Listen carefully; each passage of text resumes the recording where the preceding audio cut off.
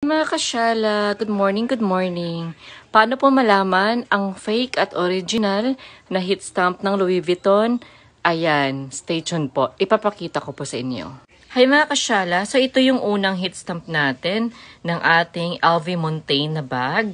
Ayan, check nyo mabuti yung kanyang hit stamp. Okay? So ayan. So ito naman po mga kasyala, ang hit stamp po ng ating LV Alma na verniz. Ayan. Nakita niya ba yung difference? Ayan, review ulit natin yung isa. So ayan mga kasyala, ito ulit yung isang bag natin na Louis Vuitton at yung kanyang hit stamp. Kitang-kita naman po sa kanyang tahi dyan sa gilid, 'di ba?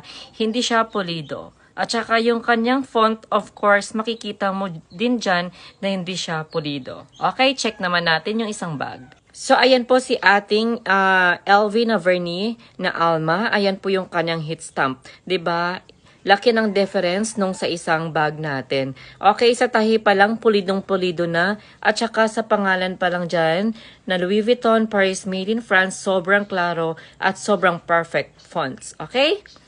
So, ayan mga kasyala, sa dalawang bag natin, ang ating guaranteed authentic po is yung ating LV verniz na Alma. Sana may natutunan kayo for today's video. Follow and like for more authentic luxury bags. Bye!